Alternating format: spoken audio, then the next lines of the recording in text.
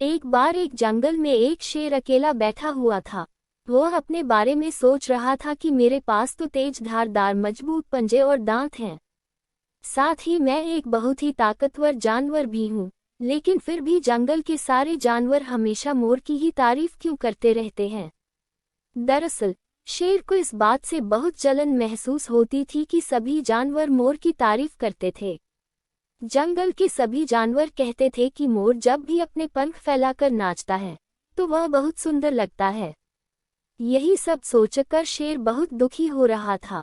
वह सोच रहा था कि इतना ताकतवर होने और जंगल का राजा होने पर भी कोई उसकी तारीफ नहीं करता है। ऐसे में उसके इस जीवन का क्या मतलब है? तभी वहां से एक हाथी जा रहा था। वह भी काफी दुखी था।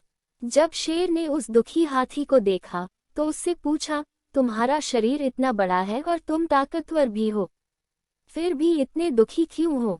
तुम्हें क्या परेशानी है? दुखी हाथी को देखकर शेर ने सोचा कि क्यों न मैं इस हाथी के साथ अपना दुख बांट लूं।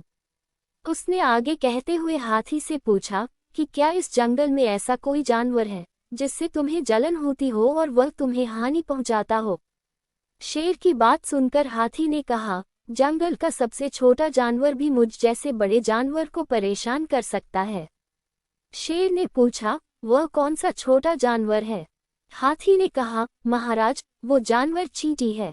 वह इस जंगल में सबसे छोटी है, लेकिन जब भी वो मेरे कान में घुसती है तो मैं दर्द के मारे पागल हो जाता हूँ। हाथी की बात सुनकर शेर को समझ में आ गया कि मोर तो मुझे चींटी की तरह परेशान भी नहीं करता है, फिर भी मुझे उससे जलन होती है। ईश्वर ने सभी प्राणियों को अलग अलग खामियां और खूबियां दी हैं। इसी वजह से सारे प्राणी एक जैसे ही ताकतवर या कमजोर नहीं हो सकते हैं।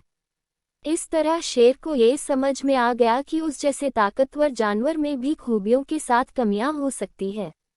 इससे शेर के मन में उसका खोया हुआ आत्मविश्वास फिर से बढ़ गया और उसने मोर से जलन करना बंद कर दिया।